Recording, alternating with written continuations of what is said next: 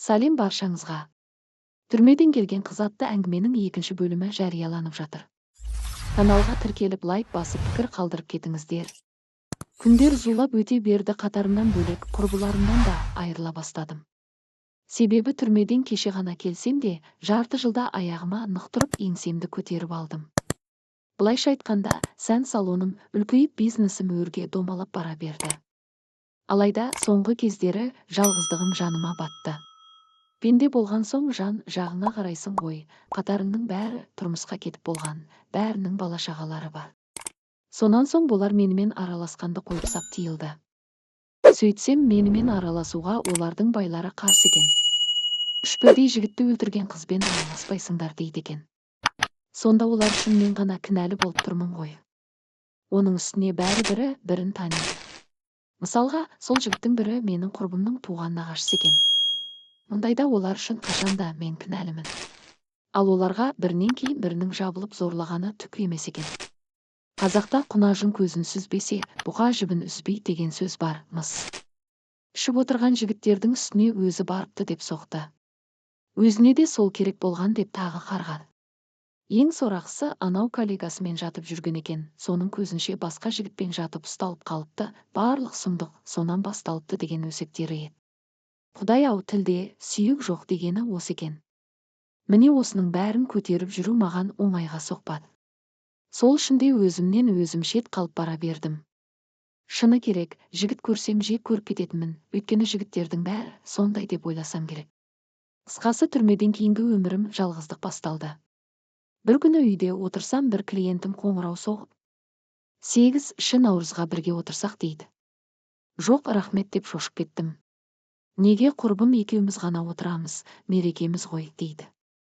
Бұл қызды 1 жылдан бері танимын, салоныма келіп шаш қидырып жүретін. Содан екеуміз жас шамалас болған соң араласып кеттік. Жіті қатынасып барып келмесе де, қоңырау соғып хал сұрасып тұратынбыз. Соңғы 1 жылда сөйлесіп жүрген қызым осы ғана еді. Жалына берген соң сөзін қимай, барсам барайын дедім. Содан жеке кабинкада әңгіме айтып отырсақ, үстімізге бір жігіт кіріп келді. Танысып қой, Мәлкен деген ағам болады дейді құрбым. Басында тұра қашқым келген. Бірақ әлгі жігіттің жылы шырайы мен салмақты сөзі сол райымнан қайтарып тастады. Жасым 27-де шетелде оқыдым дейді. Негізі мұның бәрін әлгі құрбым ұйымдастырғанын білемін, біреудің біреу бақытына себепші болса жақсы емес пе? Енді менің осы жігітпен өмірім басталды. Күнде хабарласып хал сұрайды, кішігірім сыйлықтар жасайды, әйтеуір жиі көңіл бөліп келіп кетіп тұрады. Айтқандай, баяғы құрбым ештеңе білмеймін деп атонын ала қашты. Мен сол күні кешігіп бардым, сөйтсем осындай сұмдық жағдай болыпты. Көзім ештеңе көрген жоқ, ештеңе білмеймін, өйткені мен 1 сағаттай кешігіп бардым деп полицияға жазып беріпті. Оның бармағанын қайдам, соңына түсіп сұраған мен жоқпын. Өзім сол кезде шок боп жатқанмын. Бірақ олар соны әдейі ұйымдастырғанына күмәнім жоқ. Ал коллегам өліп кетті, оны өз қолыммен бауыздап салғамын. Айтым ғой, бәрін бастаған сол еді. Содан бір күні әлгі жігіт құрбым екеумізді қонаққа шақырды. Бармаймын десем болмады, оның үстіне құрбым да қолға салып қоймады. Үшеуміз қаланың қақ ортасындағы кафеге бардық. Әңгіме айттық, іштік жедік, биледік дегендей жастарға тән қылықтар болды. Екеуміз қыдырайық дейді жігіт. Жоқ, мен үйге қайтуым керек деп қаша жөнелдім. Ұнайды маған, бір еркектей ұнап жүрген жігіт. Жеке қалып сөйлесеме десем, қашып кетіпсің ғой дейді құрбым ертесіне. Менің жағдайымды білесің ғой, жігіттерден қорқып қалғамын дедім. Иә, түсінемін ғой, бірақ сен ол оқиғаны оған айтпа құрбым, жарай ма дейді. Оқиғаны деп баяғы қырғында айтып тұр. Сол 3 жігіттің қаны менің мойнымда. Сол қанды қырғынды ұмытқым келеді.